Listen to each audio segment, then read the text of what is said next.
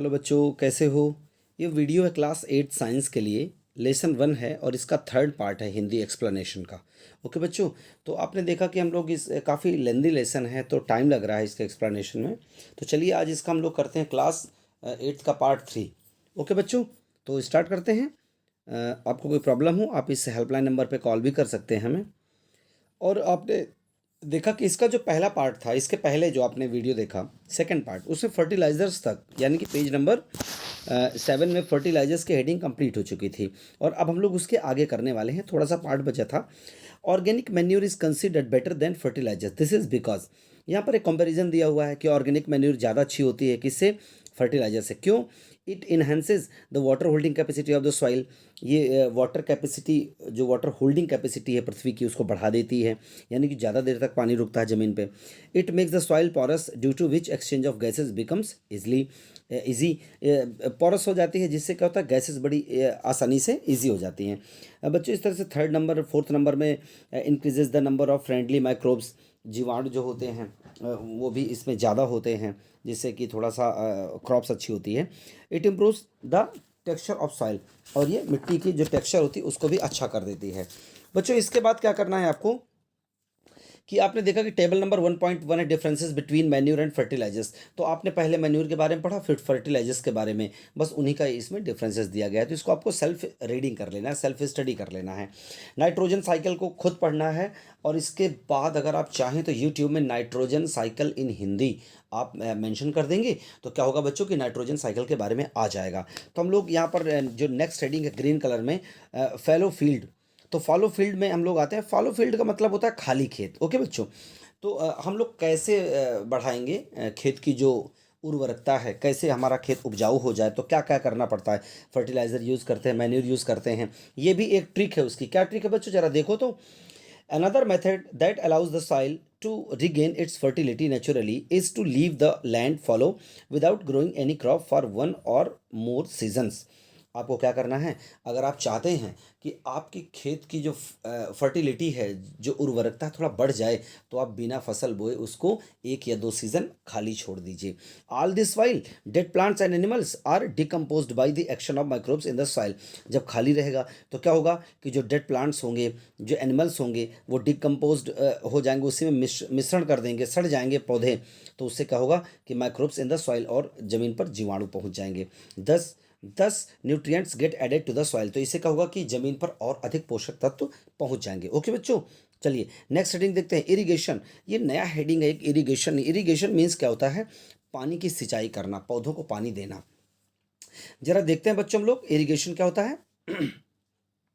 Water is an essential component for the growth of plants. Different crops require different amount of water. Component essential component है plants की growth के लिए। अब जैसे different crops होगी तो उसको require होगी different amount of water की। Irrigation is the process by which sufficient quantity of water is supplied to the crop. एक ऐसा process होता है irrigation जिसमें sufficient quantity पानी की supply की जाती है crop में। Various sources of irrigation are wells, tube wells, ponds, lakes, rivers, dams and canals. ये क्या है, हमारे सोर्स हैं, स्रोत हैं, इनके माध्यम से हम लोग इरिगेशन करते हैं। कुआं होता है, ट्यूबवेल्स होते हैं, है ना, तालाब होते हैं, झीलें होती हैं, नदियाँ होती हैं, डैम्स होते हैं, बांध जो होते हैं नदियों में, एंड कैनल्स और नहरें होती हैं।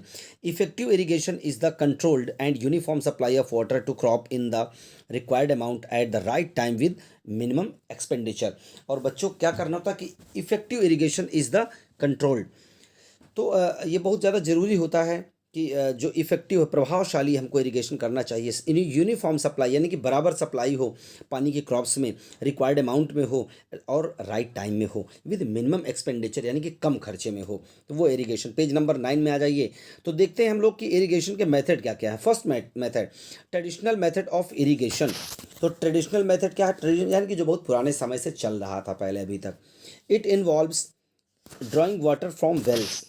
ओके बच्चों, it involves drawing water from wells and canals and irrigating the fields. तो इसमें क्या किया जाता है कि कुएं से और नहरों से पानी निकाला जाता है। Old techniques of drawing water from the well are most which uses a pulley, chain pump, डेकली एंड राहट। ये देखिए बच्चों, अगर आप देखेंगे चेन पंप और राहट, ये फिगर नंबर 1.8, फिगर नंबर 1.9, ये आपके सब बने हुए हैं। पहले ऐसी सिंचाई होती थी, पानी निकाला जाता था नीचे से। ओके बच्चों, such methods often lead to wastage of water. तो ऐसे मेथड से क्या होता था, वेस्टेज ऑफ वाटर होता था।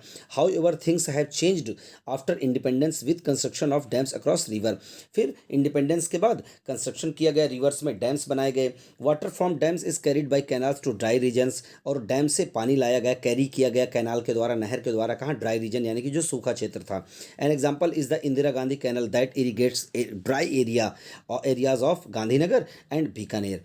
तो एक एग्जाम्पल के लिए बच्चों इस नहर का नाम याद रखना है, इंदिरा गांधी कैनल, जो क्या करती है, इरीगेट करती, सिंचती है कौन से एरिया को, गांधीनगर गुजरात में एक शहर है, और बीकानेर राजस्थान में, वहाँ का जो सूखा क्षेत्र है वहाँ पर ये इसको सिंचती है। In south India tanks are use to store rain water, while in north India dams, wells and tubewells tap ground water which accounts for over 50% of water for irrigation.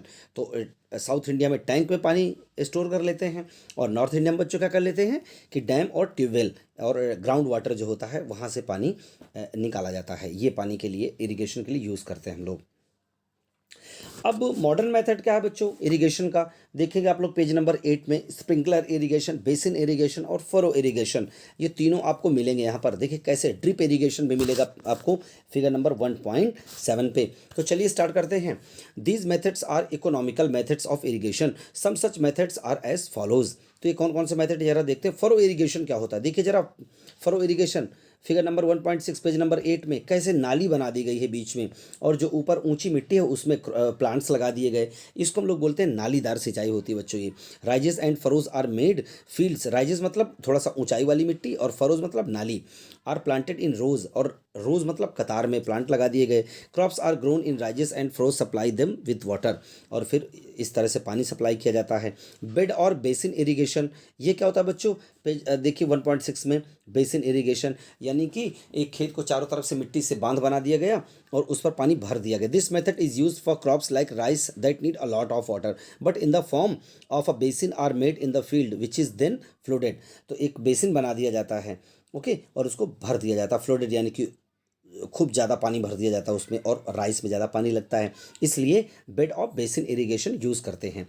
Drip irrigation देखिए figure number 1.7, एक pipe है उसमें पानी बूंद बूंद उसमें नीचे आता है। This method is adopted to minimise the wastage of water, इससे पानी की जो बर्बादी उसको कम करने के लिए। Here water is made to drip into the roots of crops with the help of a network of pipes fitted with small tubes called emitters. तो इमिटर्स छोटे छोटे पाइप होते हैं, उनके थ्रू इसको क्या करते हैं कि सेटअप बनाया जाता है और बूंद बूंद पानी इसमें सिंचाई होती है। स्प्रिंकलर इरिगेशन देखिए बच्चों फिगर नंबर 1.6 का पहला, स्प्रिंकलर किस तरह से, फुहारा, स्प्रिंक मतलब छिड़कना या फुहारेदार।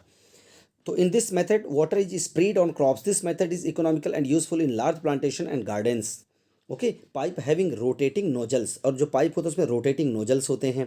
On top are join to the main pipeline at regular intervals. बच्चों को क्या करना है, ये जो जितने भी 4 हेडिंग्स हैं आपकी पेज नंबर 9 की, furrow irrigation, bed of basin irrigation, drip irrigation and sprinkler irrigation, इन सभी को आपको यूट्यूब में डालना है और आगे डालना है इन हिंदी, आपको बहुत अच्छे से लेसन समझ में आ जाएगा। ओके बच्चों, तो ये होता है बच्चों हमारा sprinkler irrigation.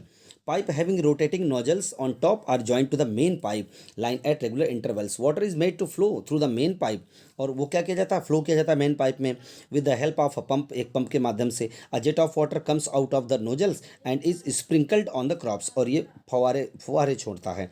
It works well on Sandy soil, और ये कहाँ अच्छे से काम करता है, जो सैंडी सॉइल होती है हमारी। ओके बच्चों, चलिए नेक्स्ट देखते हैं हम लोग कौन सी हेडिंग है, वीडिंग एंड क्रॉप प्रोटेक्शन।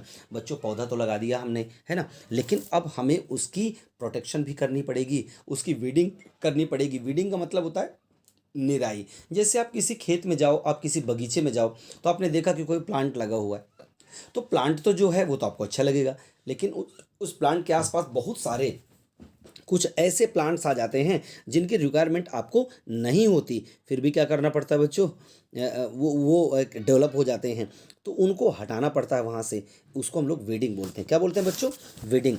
तो इसको भी आपको देखना है यूट्यूब में, आपको वीडिंग इन हिंदी आप डाल देंगे, आपका अच्छे से आ जाएगा।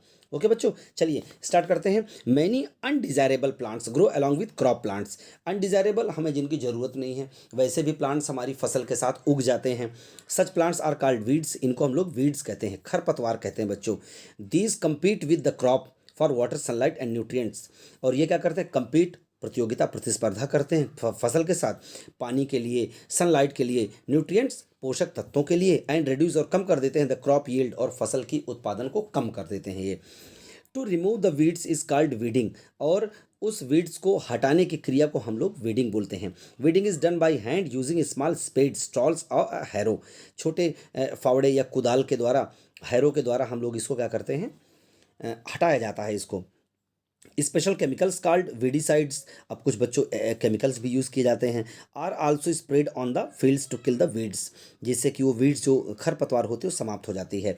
These check the growth of many weeds but do not affect the main crop, और जो वीडिसाइड्स होते हैं, वीडिसाइड्स ये क्या करते हैं कि उसको तो रोक देते हैं वीड्स को, लेकिन ये मेन क्रॉप को अफेक्ट नहीं करते। Such weedicides are 2,4-D dichlorophenoxy, acetic acid, MCPA, metolachlor, ATC, ये सारे वीडिसाइड है हमारे। तो बच्चों इसी हेडिंग तक हमारा रहेगा वीडियो। फोर्थ पार्ट में मिलते हैं जल्दी से एक नए वीडियो की, यानी कि इसके आगे एक्सप्लेनेशन के साथ। ओके बच्चों, थैंक यू।